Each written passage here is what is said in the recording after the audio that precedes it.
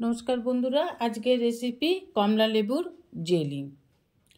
কমলা লেবুর জেলি খেতে খুব টেস্টি হয়, সুস্বাদু হয়। এইভাবে কমলা লেবুর জেলি একবার বানিয়ে আপনি দীর্ঘদিন পর্যন্ত সংরক্ষণ করতে পারেন। এইভাবে কমলা লেবুর জেলি বানিয়ে রেখে আপনি স্কুল কলেজের টিফিনে পাউরুটির সাথেও মাখিয়ে দিতে পারেন, লাঞ্চ বক্সেও নিয়ে যেতে পারেন।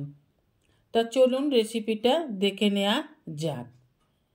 এই শীতে কমলা লেবু প্রচুর পরিমাণে পাওয়া যায়, দামেও একটু সস্তা।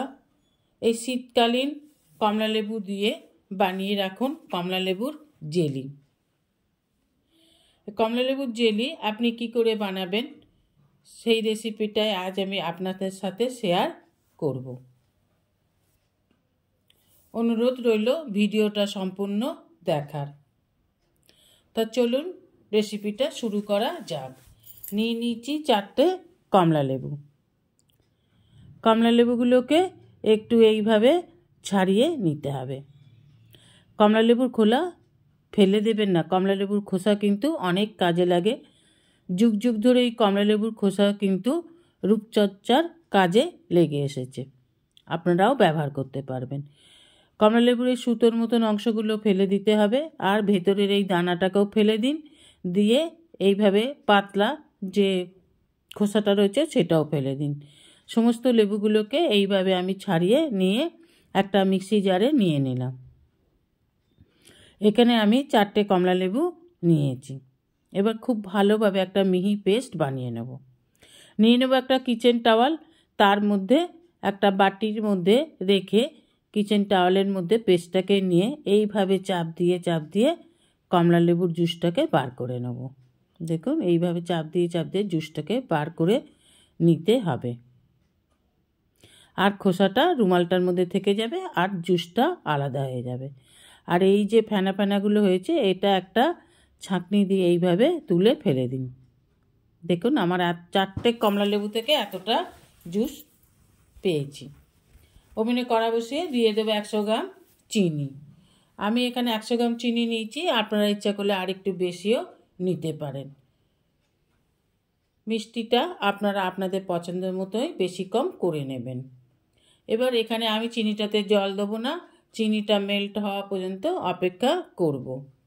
চিনিটাকে নেড়ে নেড়ে মেল্ট করে নিতে হবে। এখানে বলে রাখি, যেসব বন্ধুরা আমার চ্যানেলটিকে সাবস্ক্রাইব করে আমার পরিবারের সদস্য হয়েছেন তাদের অসংখ্য অসংখ্য ধন্যবাদ। যারা এখনও আমার চ্যানেলটিকে সাবস্ক্রাইব করে আমার পরিবারের সদস্য হননি তাদের কাছে অনুরোধ রইল আমার চ্যানেলটিকে সাবস্ক্রাইব করে আমার পরিবারের সদস্য হবার জন্য। পাশে থাকা বেল আইকনটিতে ক্লিক করে দেবেন নিউ ভিডিওর আপডেট যাতে সবার আগে আপনার কাছেই পৌঁছে যায়। দেখুন চিনিটা মেল্ট হয়ে গেছে, আর একটু নেড়ে নিয়ে এবার দিয়ে দেব কমলা লেবুর জুসটাকে। এবার ভালোভাবে মিশিয়ে নিতে হবে কমলা লেবুর জুস আর চিনির রসটাকে। এইভাবে ভালো করে মিশিয়ে নিন।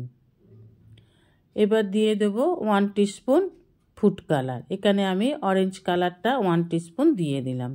দেখুন কালারটা কত সুন্দর এসেছে। ভালো করে এটাকে মিশিয়ে নেব। চিনির রসটা ঘন হয়ে এসেছে, দিয়ে দিলাম কমলা লেবুর খোসা থেকে একটু ছোট ছোট করে কেটে রেখেছিলাম একটু, সেটা এখানে দিয়ে দিলাম। ফ্লেভারটা খুব ভালো আসে সেই জন্য। এবার দেখুন আর জাল দিতে হবে না, কমলা লেবুর রসটা ভালোই ঘন হয়ে গেছে আর প্যাঁচুলা থেকে পড়ছে না। এবার এটাকে ঠান্ডা করে নামিয়ে নেব। দেখুন কত সুন্দর হয়েছে, কালারটাও কত সুন্দর এসেছে। এবার একটা পাত্রে আমি নিয়ে নিলাম। এবার আপনারা একটা এয়ারটাইট বক্সের মধ্যে কমলা লেবু জেলিটাকে নিয়ে দীর্ঘদিন সংরক্ষণ করতে পারেন। দেখুন কত সুন্দর হয়েছে, দেখতেও সুন্দর হয়েছে, খেতেও আশা করি টেস্টি হবে।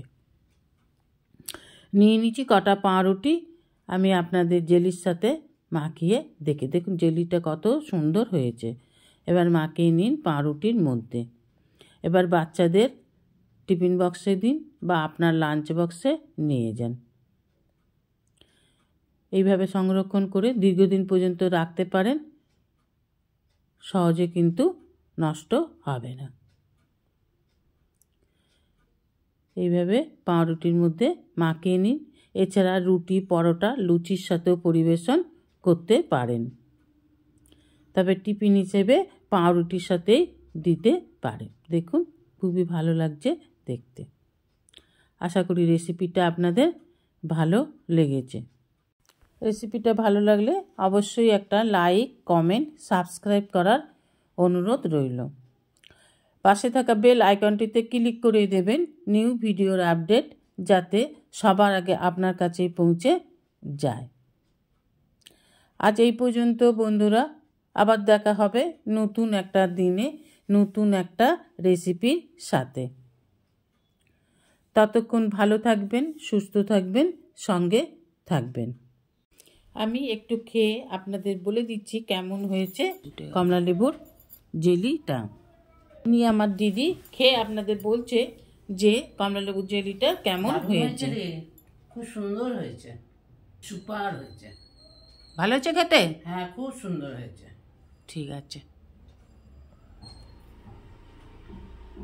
খুব সুন্দর হয়েছে।